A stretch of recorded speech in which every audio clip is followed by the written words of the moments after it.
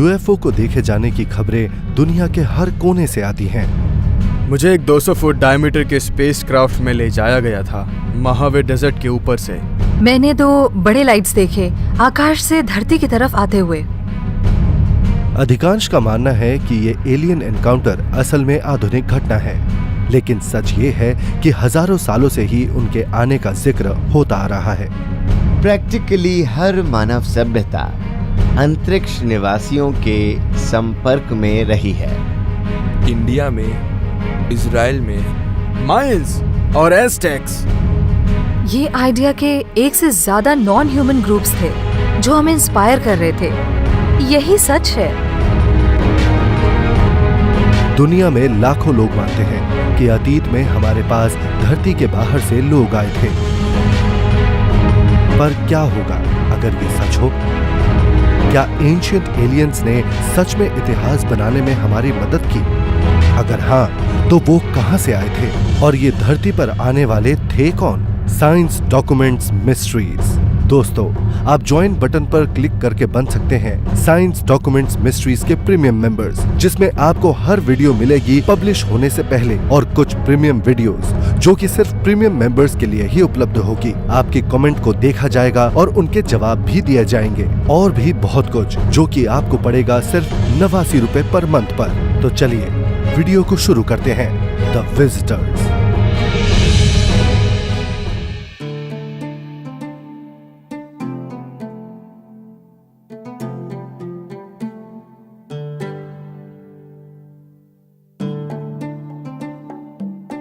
Roswell, new Mexico, America के दक्षिण पश्चिम में बसा सुस्त सा शहर, जो किसी समय अपने बड़े मिलिट्री एयरबेस के लिए जाना जाता था।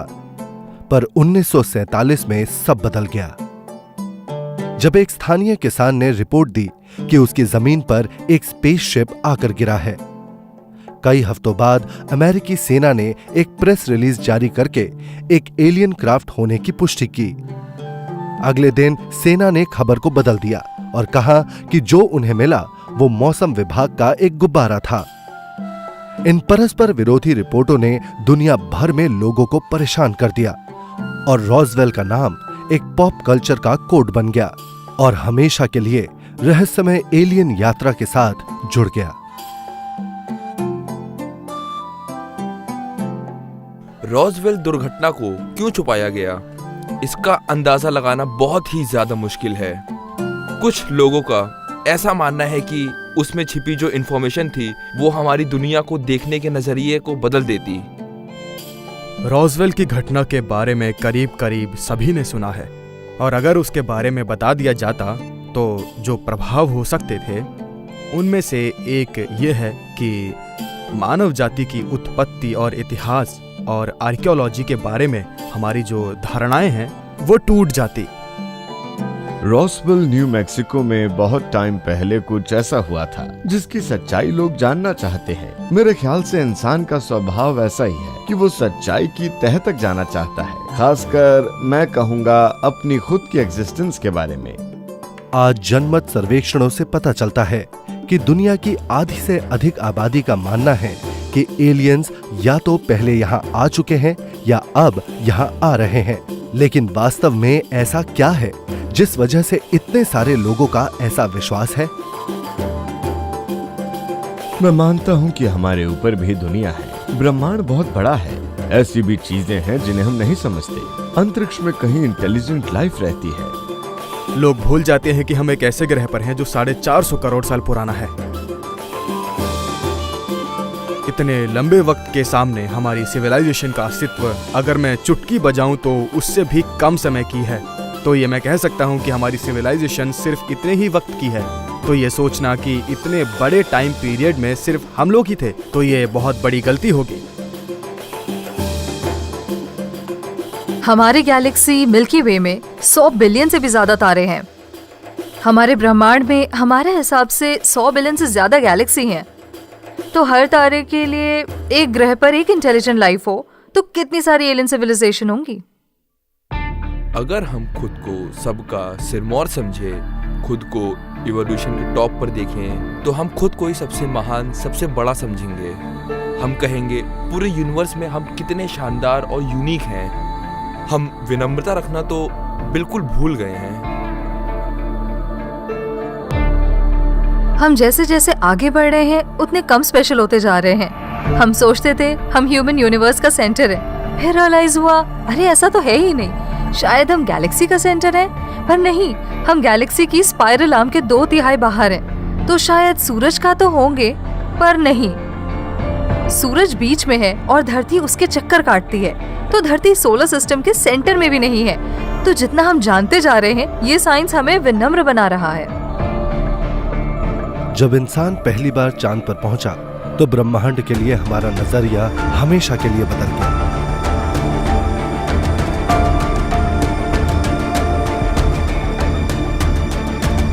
हम एलियंस जो वहां पहुंचे 20 जुलाई 1969 को, हम एलियंस। ये पक्का है कि हम किसी शानदार प्रजाति का हिस्सा थे। मुझे नहीं लगता कि लोगों को इस बात की समझ है कि एक तारे से दूसरे तारे तक जाने में कितनी ऊर्जा खर्च होती है। इस ऐतिहासिक घटना से सवाल उठा, अगर मनुष्य अंतरिक्ष में सफलतापूर्वक नेविगेट कर सकते हैं और दूसरी दुनिया का पता लगा सकते हैं, तो ब्रह्मांड के अन्य हिस्सों के प्राणियों ने ऐसा क्यों नहीं किया? हो सकता है कि वो सैकड़ों या शायद हजारों साल पहले ही पृथ्वी पर आ चुके हों। मेरे अंदाजे से इंसान का अतीत हमारी कल्पना के मुकाबले कई ज्यादा शानदार था। मैं इस बात को मान गया हूँ कि दूसरे ग्रह के लोग इस ग्रह पर आए थे।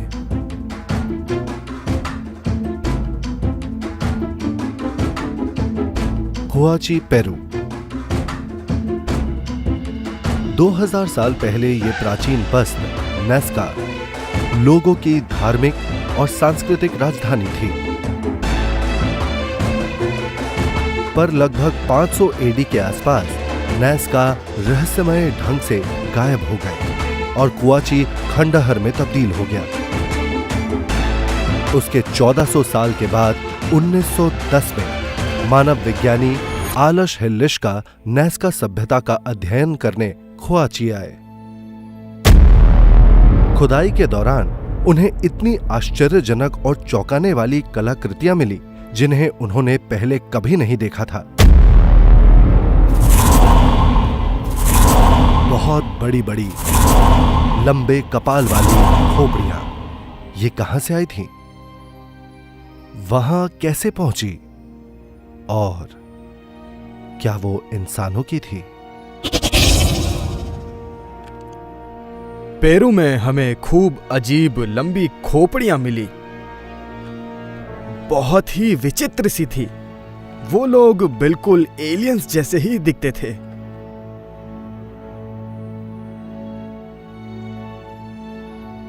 कोई कह सकता है कि शायद वो एलियंस ही थे, पर हमें दूसरे पहलू पर भी पूरा ध्यान देना होगा कि सिर को लंबा करने की जो प्रथा है, उसका जिक्र अक्सर प्राचीन दुनिया में देखने को मिलता रहता है। 1870 में खोपड़ी का आकार बदलने की प्रक्रिया को जॉर्ज श्वाइनफर्थ नामक जर्मन बोटैनिस्ट और खोजकर्ता ने अच्छी तरह समझाया। अफ्रीकी कोंगो में खोजबीन करते हुए वो मंगबेटू नामक प्रजाति के संपर्क में आए। इस जनजाति में नियमित रूप से कपाल बंधन का अनुष्ठान होता था, जिससे मानव खोपड़ी का आकार बदला जाता था। वो शिशुओं की खोपड़ी को कंप्रेस करने के लिए बांध दिया करते थे, जिससे क्रेनियम बाहर निकलकर लंबा हो जाता और कभी कभी तो वो 2 गुना भी हो जाता था। और बड़ा सवाल ये है कि वो ऐसा क्यों करते थे। शायद ये खास लोगों में और आम लोगों में फर्क करने का तरीका हो। शायद इस तरह से वो सामाजिक स्तर में ऊंच नीच का फर्क किया करते हो। और मुझे तो ये भी लगता है कि इस तरह से वो लोग ग्रेटर लेवल ऑफ कॉन्शियसनेस या फिर मेंटल एबिलिटी की हाई लेवल्स को फिजिकली हासिल करने की कोशिश किया करते हो? अभी तक के तथ्यों को ध्यान में रखा जाए तो मुझे यही लगता है।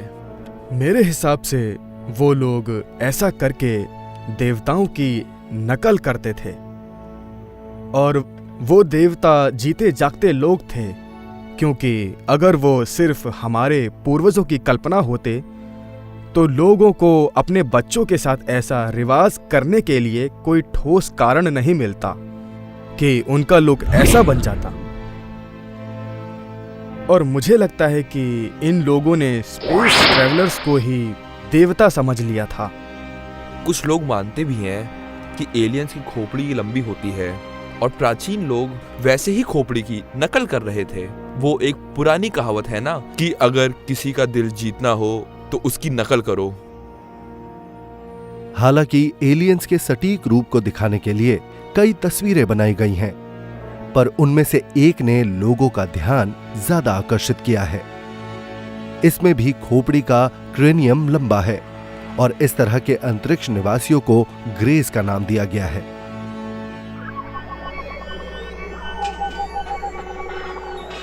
रूप और आकार की बात की जाए तो एक बहुत ही कॉमन डिस्क्रिप्शन सुनने को मिलता है जिसे ग्रेस जैसा कुछ कहा जाता है। 3.5 या 4 फुट ऊंचे पतले दुबले जीव जिनका सर शरीर के मुकाबले बड़ा होता है और उनकी आंखें बहुत बड़ी बादाम जैसी होती हैं। पर क्या सच में पुराने जमाने के लोग ऐसे रूप की नकल करना चाहते थे, अपनी खोपड़ी को बेढंगा करके? कुछ आर्कियोलॉजिस्ट का नजरिया अलग है। वो इन रिवाजों के पीछे का कारण कलात्मक अभिव्यक्ति को मानते हैं। दुनिया में ऐसे कई लोग हैं जो शरीर की पूजा करते हैं या फिर शरीर को आग की तरह इस्तेमाल करते हैं, चाहे टैटू हो या फिर शरीर का कोई हिस्सा पियर्स करवाने की बात हो। और तो और कुछ ट्राइब्स में लोग शरीर के किसी हिस्से को बढ़ाने की कोशिश में उसमें कुछ चीजें डाल देते हैं। हम जानते हैं कि कुछ सोसाइटीज में लोग शरीर के हिस्से को कुछ खास शेप देने की कोशिश करते हैं, जैसे पैरों को और सिर को बांधना। कारण चाहे कुछ भी रहा हो, आज हम ये जानते हैं कि कुछ ऐसा करना बिल्कुल भी हेल्दी नहीं है, लेकिन लोग ऐसा करते हैं अपने शरीर को कोई खास रूप देने के लिए। इन रिवाजों के पीछे का कारण चाहे कुछ भी हो, पर ये पेरू और अफ्रीकन कॉन्गो तक सीमित नहीं है। खोपड़ी का आकार बदलने के उदाहरण पूरे विश्व में देखने को मिले हैं। सबसे अजीब बात यह है कि ये पूरी दुनिया में देखने को मिलता है, और ये ऐसी बात है जिसे आर्कियोलॉजिस्ट ठीक से समझा नहीं पाए, क्योंकि रिमोट आइलैंड्स के लोगों या साउथ अमेरिका के या माल्टा के या अफ्रीका के लोगों का अचानक इंडिपेंडेंटली इस तरह के क्रेनेलियन डिफॉर्मेशन करना अनोखी बात है, क्योंकि ये काम सीख कर ही हो सकता है, और देखकर तो यही लगता है कि उन्हें किसी ने सिखाया था।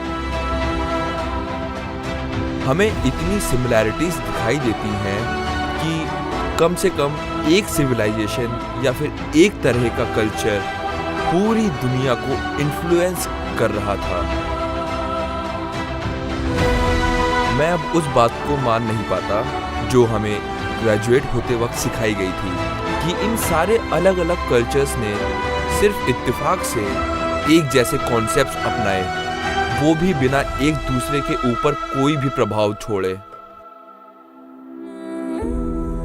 क्या ये संभव है कि दुनिया भर के अलग अलग समाज एक जैसी घटनाओं से प्रभावित हुए हों और वास्तव में वो दूसरे ग्रह से आए जीते जागते प्राणियों की नकल कर रहे हों? लंबी खोपड़ी के कुछ महत्वपूर्ण चित्र इजिप्ट में देखने में आते हैं, जिनमें वहां के एक बहुत ज्यादा विवादास्पद फेरो को दिखाया गया है।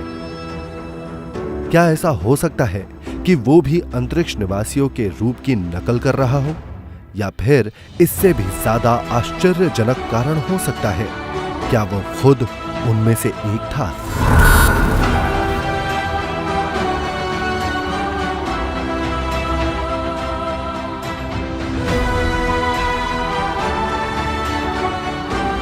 इजिप्ट। इजिप्शियन के पिरामिड बनाने से बहुत पहले या उनके नील नदी के किनारे बसने से भी बहुत पहले वो एक समय काल की बात करते हैं जिसे कहते हैं टेप-ज़ेपी या समय की शुरुआत। ऐसा कहा जाता है कि टेप-ज़ेपी वो समय था जब आसमान के देवता धरती पर सितारों से उड़ती नाव में बैठकर आए थे और फिर उन्होंने पानी और मिट्टी को एक नए साम्राज्य में बदल दिया। ईश्वर के लिए प्राचीन मिस्र में शब्द था नेत्रो। इसका शाब्दिक अर्थ है वो जो ब्रह्मांड से आया है। वो इस बात पर अडिग थे कि उनके जो देवता हैं वो तारों से यहाँ आए हैं। वो हमें बताते हैं कि उनके देवता ओसाइरस, उनकी पत्नी और उनकी बहन गॉडेस आइसिस जो मिलकर राज्य करते थे, वो देव सितारे थे जिन्हें वो पहचानते भी थे। ओसाइरस की पहचान है ओरायन तारामंडल और आइसिस को आसमान के सबसे चमकीले सितारे के रूप में पहचाना जाता है। इसमें एक इंटरेस्टिंग ये है कि ओरायन तारामंडल जो है वो वास्तव में सितारों की नर्सरी है। हमारी आकाशगंगा के तारे वास्तव में इसी जोन में पैदा हुए हैं। इसीलिए प्राचीन मिस्रवासियों का ये दावा बहुत खास है कि देव सितारों का जन्म इसी तारामंडल में हुआ और उन्हें पूरा विश्वास है कि उनका ओरिजिन आसमान में है।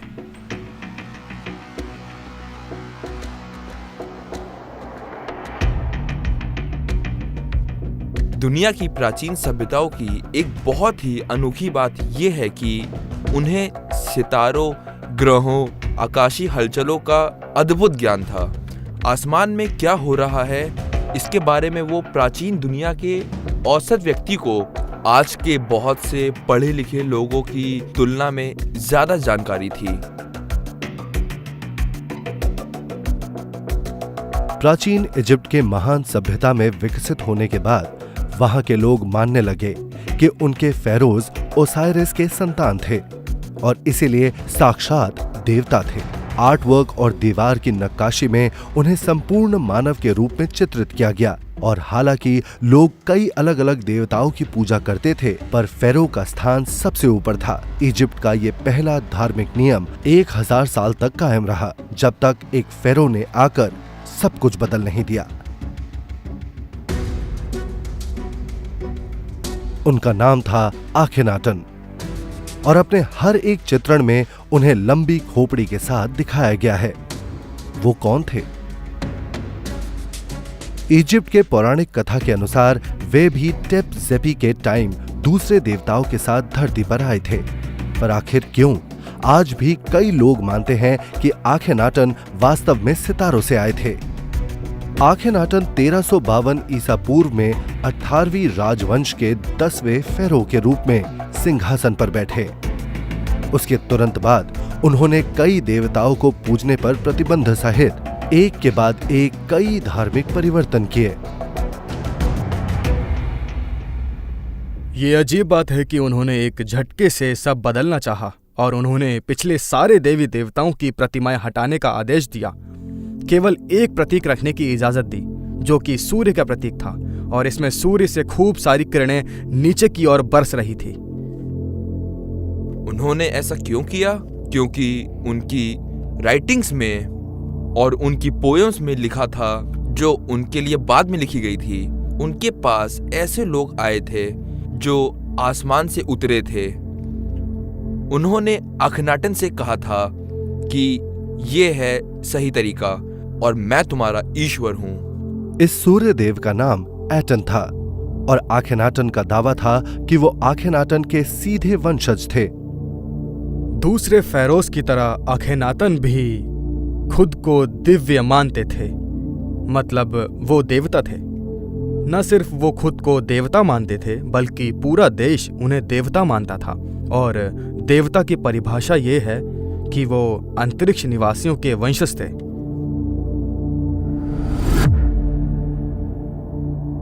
फेरो के रूप में अपने चौथे साल में आखेनाटन ने एक नई राजधानी बनाने का आदेश दिया। उसका नाम अमारना रखा और उसे सूर्य को समर्पित किया। आखेनाटन ने अगले 10 साल यहां बिताए। इन सालों के दौरान उसने आर्ट और कल्चर में और अपने सार्वजनिक चित्रों में काफी बदलाव किए। इजिप्शियन आइकोनोग्राफी में इजिप्शियंस के फेरोज के शरीर का आकार तिकोना होता है, जैसे बहुत चौड़े कंधे और बहुत ही पतली कमर। अब अगर हम आज के लीडर्स को देखें तो उनके चेहरे, कंधे या फिर पतली कमर नहीं होती। लेकिन इजिप्ट के फेरोज को ऐसा दिखना बहुत ही जरूरी था। चौड़े कंधे और पतली कमर, कहा जा सकता है कि राजा का कैसा होना चाहिए ये उसका प्रतीक था। अखिनाटन के साथ उल्टा था, वो खुद को जैसा देखते थे वैसा ही दिखाते थे। बहुत ही अजीब सा लुक जो कि बहुत रहस्यमय था।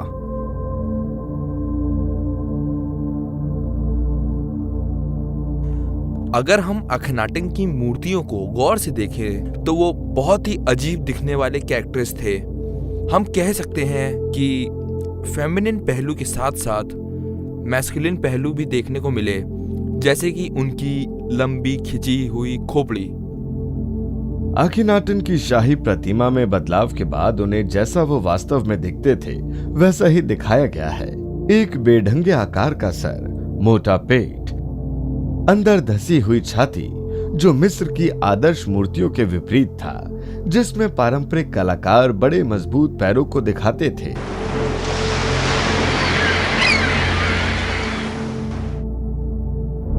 आखेनाटन की पत्नी रानी नेफरटिटी और उनके बच्चों को भी लंबी खोपड़ी के रूप में चित्रित किया गया था। तो आखेनाटन और नेफरटिटी के सिर विकृत क्यों थे? क्या वो आनुवांशिक असामान्यता से पीड़ित थे या उन्होंने जानबूझकर अपना आकार बदला था? कुछ लोगों का मानना है कि उनके अजीब दूसरे ग्रह जैसे रूप के पीछे एक दूसरा स्पष्टीकरण हो सकता है। वो वाकई दूसरे इंसानों से अलग दिखते थे। क्या ये संभव है कि आखनाटन हकीकत में एक एक्स्ट्रा टेरेस्ट्रियल हाइब्रिड हो?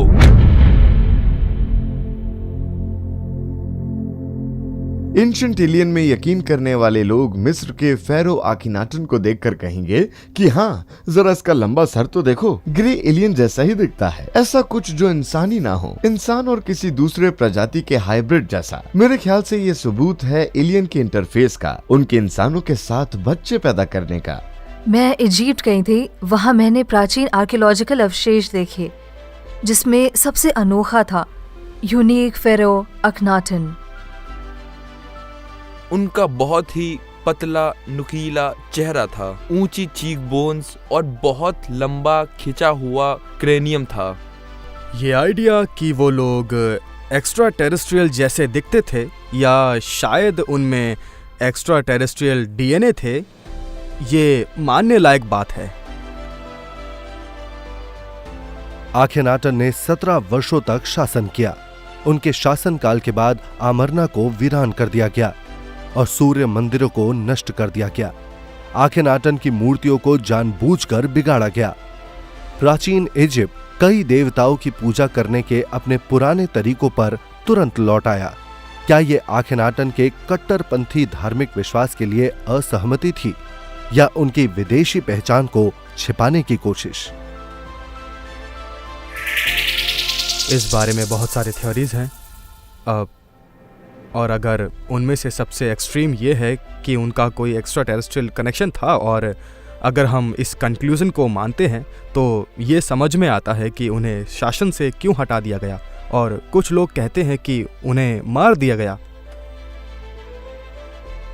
इजिप्ट के कुछ वैज्ञानिकों का मानना है कि आखेनाटन को पद छोड़ने के लिए मजबूर किया गया था और वे अपने वफादार अनुयायियों के एक समूह के साथ इजिप्ट से भाग गए थे। 1907 में एडवर्ड आयरटन नामक एक ब्रिटिश आर्कियोलॉजिस्ट ने इजिप्ट की वैली ऑफ द किंग्स से आखेनाटन के शरीर को निकाला।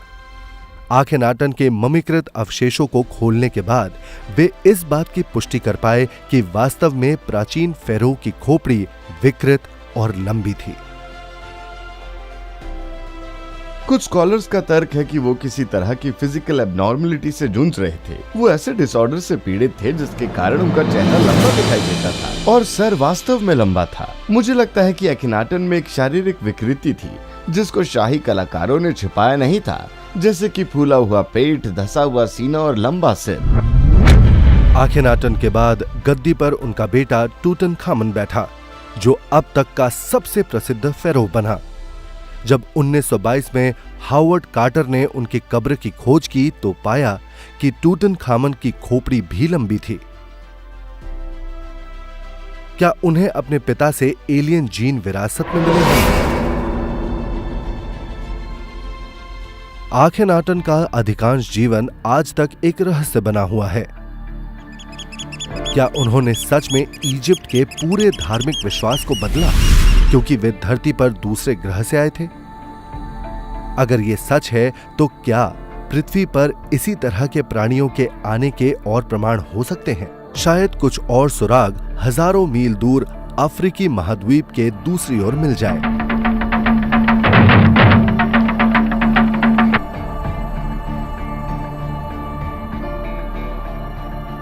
उत्तर पश्चिमी अफ्रीका में स्थित है माली। एक सुदूर घाटी की गहराई में डोगोन लोग रहते हैं जो एक खानाबदोश जनजाति के वंशज हैं। ये यहाँ लगभग 1000 ई में आकर बसे थे। आखेनाटन और उनके अनुयायियों की तरह ही डोगोन लोगों को धार्मिक उत्पीड़न के तहत ही इजिप्ट छोड़ने के लिए मजबूर किया गया था। डोगोन लोगों का दावा है कि उनकी परंपरा बहुत लंबी और प्राचीन है और मेरी राय में इन्होंने प्राचीन मिस्र की परंपराओं और मिथकों को अभी तक सहज के संभाल कर रखा हुआ है। इसका मतलब ये है कि प्राचीन मिस्र की आस्था का एक हिस्सा आज भी जिंदा है और उसे डोगोन लोग आगे बढ़ा रहे हैं। पर उनकी आस्था आखिर क्या कहती है?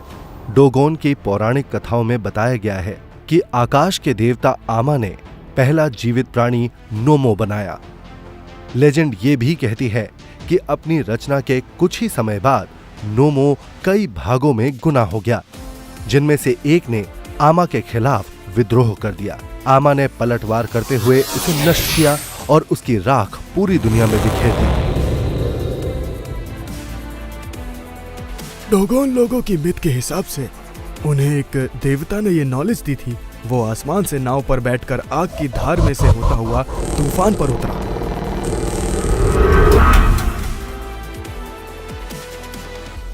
आज भी डोगोन नामों के सम्मान में एक त्योहार मनाते हैं और ये उस जमाने में हुआ था, वो पुराने जमाने में यहाँ आया था।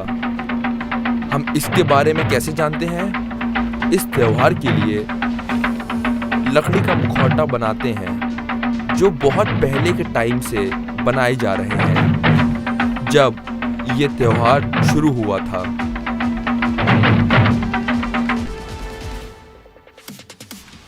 डोगोन मुखौटे इनके पूर्वजों के रहस्यमय कहानियां बताते हैं।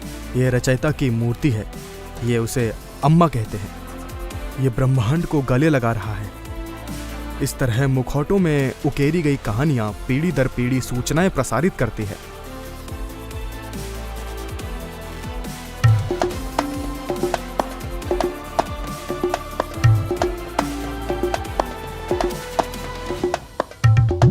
पर क्या नोमो एक असली इंसान था? कुछ लोग ऐसा मानते हैं कि डोगोन लोगों की कहानी और रहस्यमय फेरो आखेनाटन की कहानी में काफी समानता है। आखेनाटन का कहना था कि वो सूर्य देव आटेन के सीधे वंशज थे और नोमो के लिए माना गया कि उन्हें आसमान के देवता आमा ने बनाया है। क्या ये सिर्फ इत्तेफाक की बात है कि एक दूसरे से हजारों किलोमीटर दूर दो संस्कृतियां आसमान से आने वाले लोगों की लगभग एक जैसी बात करती हैं और नोमो और आखेनाटन दोनों को लंबे सिर वाला दिखाया गया? क्या ये संभव है कि ये दंत कथाएं असली घटनाओं पर आधारित हो? डोगोन बांडियागारा के मध्य पठारी हिस्से में रहते हैं। उनका ज्ञान सदियों पुराना है और उनके पुजारी इसे केवल चुने हुए व्यक्तियों को ही देते हैं। 1920 के दशक में फ्रांसीसी आर्कियोलॉजिस्ट ग्रियर और एथनोलॉजिस्ट डिटरलिन इस जनजाति के पास आए और उनसे उनके रहस्य जाने। पर एक रहस्य सबसे खास था। डोगोन ने दावा किया कि उनके देवता आमा सीरियस नक्षत्र के एक खास तारे से आए थे। अंतरिक्ष का वही स्थान जहां प्राचीन इजिप्ट के लोग मानते थे कि उनके देवता ओराइसिस का जन्म हुआ था। इस तारे को मॉडर्न एस्ट्रोनॉमर्स सीरियस बी के नाम से जानते हैं, पर डोगोन पोटोलो के नाम से बुलाते हैं। लेकिन एक बात से विशेषज्ञ पूरी तरह चौंक गए, वो ये कि ये तारा पृथ्वी से इतनी दूर है कि इसे नग्न आंखों से देखना असंभव है। वैसे मैं इस बात से बहुत प्रभावित हुआ कि डोगोन्स को इस तारे के अस्तित्व के बारे में आखिर कैसे पता चला। सीरियस हमारे सोलर सिस्टम का दूसरा नज़दीकी तारा है। ये 8 प्रकाश वर्ष दूर है और ये आम टेलीस्कोप से तो दिखाई भी नहीं देता है। इसे पहली बार 1970 के दशक में देखा गया था और इसके फोटोज लिए गए। मॉडर्न साइंस ने पुष्टि की है कि सीरियस बी असल में मौजूद है। प्रॉब्लम ये है कि मॉडर्न साइंस के पुष्टि करने से पहले ही डोगोन इसके बारे में जानते थे। मतलब ये डरावना है। 2003 में हबल टेलीस्कोप से लिए गए मापों ने पुष्टि की कि सीरियस बी एक सफेद बौना तारा है, अत्यधिक घने द्रव्यमान वाला, आंशिक रूप से जला हुआ तारा। हालांकि ये आकार में पृथ्वी से छोटा है, लेकिन अनुमान है कि इसका वजन हमारे सूरज से 8 गुना ज्यादा है। लेकिन डोगोन लोगों को खगोल विज्ञान का ये प्राचीन ज्ञान पहले से ही था, इसीलिए ये आधुनिक विज्ञान की तुलना में कई सदी ज्यादा एडवांस दिखाई देते हैं। एक रहस्य ये है कि ये कहानी पीढ़ी दर पीढ़ी कैसे चली। अगर कहानी उस वक्त की है जब एस्ट्रोनॉमर्स को भी नहीं पता था कि सीरियस का एक कंपेनियन स्टार है जिसको ह्यूमन आई से नहीं देखा जा सकता था। ये सीरियस का डोगोन सिंबल है। जब आप इसे घुमाते हैं तो सेंटर के चारों ओर एक ऑर्बिट बनता है जो सीरियस ए ने मार्क किया है। सीरियस बी इसके चारों ओर घूमता है, तो ये एक सर्कुलर सिस्टम है। ये साइन एक प्रैक्टिकल एस्ट्रोनॉमिकल मॉडल है जिसका आविष्कार डोगोन नहीं कर सकते थे, क्योंकि सीरियस ए दिखाई देता है पर सीरियस बी और सी दिखाई नहीं देते। फिर भी उनकी ऑर्बिट का डिस्क्रिप्शन सही है। एक अंदाज ये लगा सकते हैं कि उनकी ये देवता नोमो जिन्होंने ये नॉलेज दिया, उनमें एक्स्ट्रा टेरेस्ट्रियल इंटेलिजेंस थी। 20वीं शताब्दी की शुरुआत से ही एंथ्रोपोलॉजिस्ट इस जनजाति पर लगातार अध्ययन और शोध करते रहे हैं। इसके बाद कई आधुनिक इतिहासकार दावा कर रहे हैं कि डोगोन लोगों ने खगोल विज्ञान के बारे में पश्चिमी लोगों से सीखा होगा। डोगोन्स की माइथोलॉजी इतनी आसान है कि जब विज्ञान किसी चीज की पुष्टि करता है जिसे पुराने जमाने में भी माना गया था, तो ये एक संजोग जैसा लगता है। या फिर ऐसा भी हो सकता है कि ये कोई बहुत ही पुरानी कहावत हो जो कि किसी वैज्ञानिक के कान तक पहुंच गई हो, क्योंकि इसे बुलाना इतना आसान नहीं है। मतलब उन्होंने किसी तारे के बारे में किसी से सुना होगा और फिर उसे अपनी माइथोलॉजी में शामिल भी कर लिया, फिर उसे उन्होंने अपने धर्म में शामिल किया। ऐसी सिचुएशन में जब कोई रिपोर्टर आके उनसे पूछेगा कि आप ऐसा क्यों मानते हैं, तो वो कहेंगे हम ऐसा सदियों से मानते हुए आए हैं। क्रिटिक्स का ये कहना है कि ये ज्ञान उन्हें मॉडर्न एथनोलॉजिस्ट से मिला है। ये बात बिल्कुल गलत है, क्योंकि हम जानते हैं कि ये कहानी सैकड़ों साल पहले से चली आ रही है, जब इनमें से कोई मॉडर्न एथनोलॉजिस्ट पहुंचा ही नहीं था। अगर ये साबित हो जाए कि ये सारी जानकारी बिल्कुल सटीक है उस समेत जिस पर वैज्ञानिक अभी भी रिसर्च कर रहे हैं, तो ये भी पक्का हो जाएगा कि प्री हिस्टोरिक टाइम्स में धरती पर बाहर से लोग आए थे। जो भी हो, उन्होंने ये नॉलेज कहीं से तो ली है, चाहे पिछली मानव सभ्यता से ही ली हो या किसी दूसरे ग्रह की सभ्यता से, या यह इत्तेफाक भी हो सकता है, लेकिन मेरे हिसाब से इत्तेफाक नहीं है। अगर डोगोन लोगों को वास्तव में एडवांस्ड एस्ट्रोनॉमिकल नॉलेज थी, तो क्या सच में उनकी लेजेंड्स वास्तव घटनाओं पर आधारित थी? आकाश से आने वाले देवताओं या रहस्यमय प्राणियों में विश्वास करने वाले प्राचीन इजिप्शियंस और डोगोन अकेले नहीं थे। क्या दुनिया भर की प्राचीन संस्कृतियों में नजर आने वाले इन एक जैसे मिथकों का कोई स्पष्टीकरण है? और क्या उससे ये पता चल सकता है कि ये विजिटर्स कौन थे? इसका जवाब उत्तरी अफ्रीका में तो नहीं मिला, पर शायद दक्षिण पश्चिमी अमेरिका की चट्टानों और घाटियों में मिल जाए।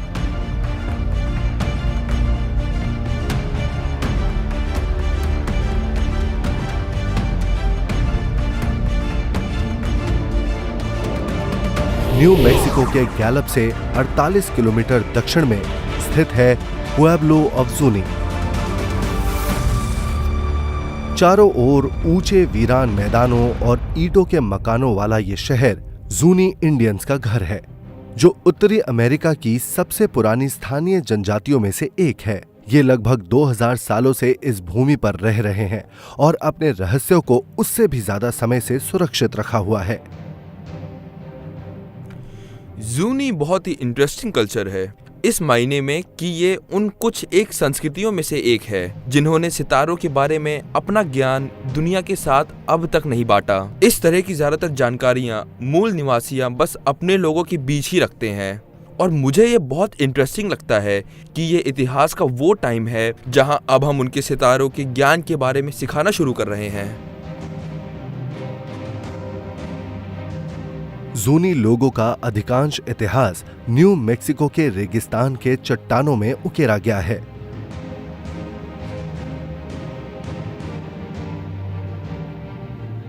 कबीले के बुजुर्ग क्लिफर्ड महूटी और आर्कियोलॉजिस्ट डैन सिम्प्लिसियो ने जूनी के गुप्त इतिहास का करीब से अध्ययन किया है। उन्होंने पीढ़ियों से चली आ रही कहानियों को एकत्र किया, जिनका आधार ये विश्वास है कि जनजाति के रचयिता और संरक्षक आसमान के अलौकिक प्राणी हैं। ये देखिए, ये बहुत ही इंटरेस्टिंग है। मुझे लगता है कि इसको पिछली शताब्दी में बनाया गया है, पर इस डिजाइन में एक स्टार का फिगर दिख रहा है। हमारे कल्चर पेट्रोग्लिफ्स में अंतरिक्ष पिंड बहुत दिखाई देते हैं, और उनमें से एक ये है और इसमें सितारा है। मेरे ख्याल से ये क्रैब नेबुला का सुपरनोवा हो सकता है। हमारी जूनी माइथोलॉजी में, प्रार्थनाओं में, रीति रिवाजों में उन लोगों का जिक्र होता है जो यहाँ आए थे, और उन्होंने हमें बताया था कि आसमान के लोग होने के नाते हमें अपनी लाइफ कैसे जीनी चाहिए।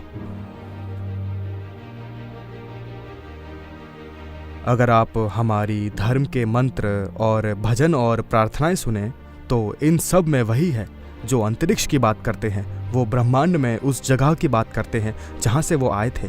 यही सब इन चट्टानों की दीवार पर चित्रित किया हुआ है, लेकिन इसका वास्तविक अर्थ कहीं ज्यादा गहरा है और कहीं ज्यादा जटिल भी। ये चित्र करीब 1200 बीसी पुराने हैं, फिर भी इनमें आधुनिक अंतरिक्ष यात्री और उनके विमान दिखाई दे रहे हैं। जरा यहाँ देखिए, यहाँ पर ये एक और चित्र है।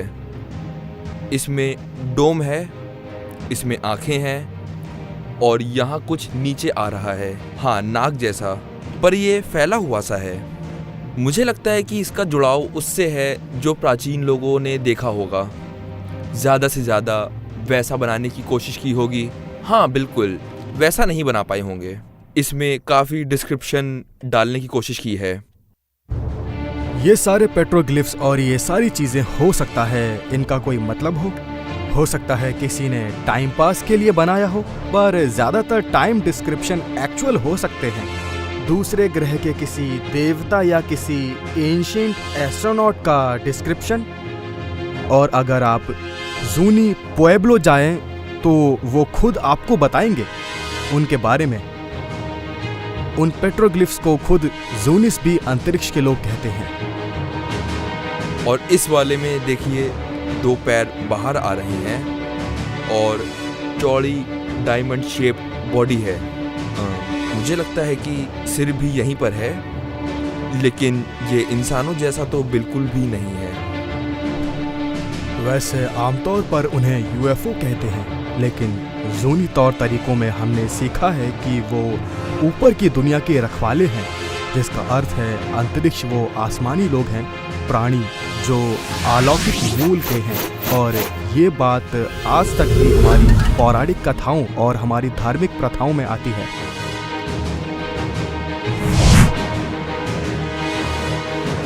अधिकतर इंडियन कबीलों की तरह जूनीस इन आसमानी लोगों को कचीनास कहते हैं। जूनीस की उत्पत्ति की कहानी के अनुसार कचीनास देवता जूनिस को स्वर्ग से धरती तक एक खास प्रवेश मार्ग से लेकर आए। चौथी दुनिया, नीचे की दुनिया में आने का वो प्रवेश मार्ग है। सिपापू और यही रास्ता कचिनास के आने और जाने का भी है। तो माइथोलॉजीज कहती है कि जूनिस को प्रकाश की दुनिया में लाया गया, जहां हम आज हैं, और जो हमें लेकर आए उन्हें मैं अब अंतरिक्ष के एक्स्ट्रा टेरेस्ट्रियल बीइंग्स ही कहूँगा।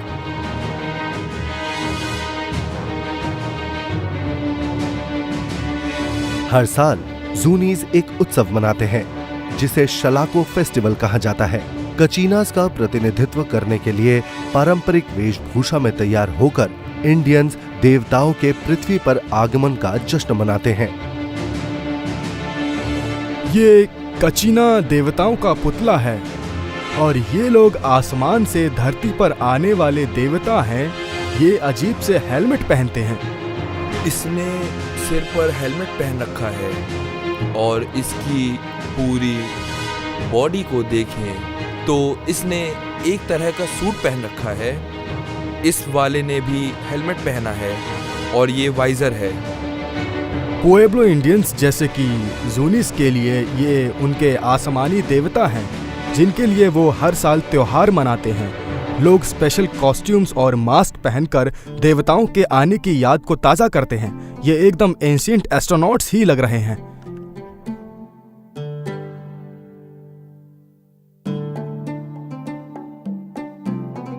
अगर हम दक्षिण पश्चिम अमेरिका के इंडियन कबीलों की कविताएं और कहानियां सुने तो उसमें सितारों से आए लोगों की कथाएं हैं। सितारों से लोग पृथ्वी ग्रह पर आए और उन्होंने धरती को आबाद किया और वो उड़ते हुए जहाज में आए।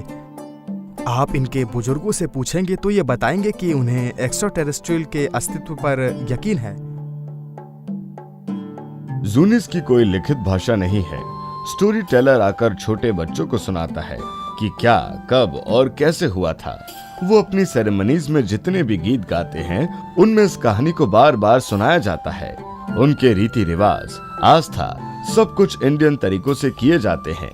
जो अज्ञात हैं उसे समझाने के लिए ये अपने तरीकों का इस्तेमाल करते हैं। मुझे बहुत अच्छी तरह से याद है, मेरे ग्रैंड पेरेंट्स एक क्राफ्ट की बात करते थे जो पूरब की तरफ एक चपटी पहाड़ी पर आकर गिरा था।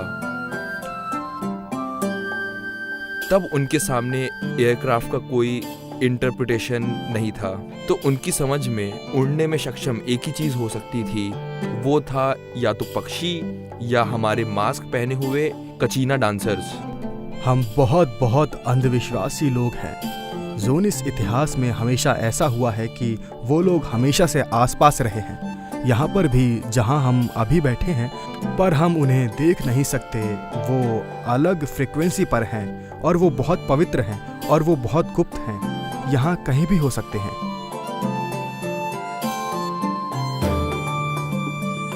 जो लोग इस बात पर यकीन करते हैं कि प्राचीन अंतरिक्ष यात्री हजारों साल पहले धरती पर आए थे, उन्हें प्री हिस्टोरिक आर्ट वर्क में और ज्यादा सुराग मिलते हैं, जो उनके दावे को मजबूत करने वाले सबूतों की तरह है। प्राचीन इजिप्ट की वॉल क्रेविंग्स और मूर्तियों से लेकर पश्चिमी अफ्रीका के कबीले के रीति रिवाज और अनोखे मुखौटों तक, अमेरिका दक्षिण पश्चिम के पेट्रोग्लिफ्स तक, ये सभी हजारों साल पुराने हैं और सभी में आसमान से लोगों के आने की एक जैसी कहानियां हैं। क्या हजारों साल पहले धरती पर आने वाले एलियन प्राणियों ने कहीं और की पारंपरिक आस्था को भी प्रभावित किया था? जानने के लिए बने रहिए हमारी इस सीरीज में और कमेंट करके बताइए कि आपको इसका नेक्स्ट पार्ट चाहिए या नहीं। साथ ही साथ वीडियो को लाइक करना ना भूलें।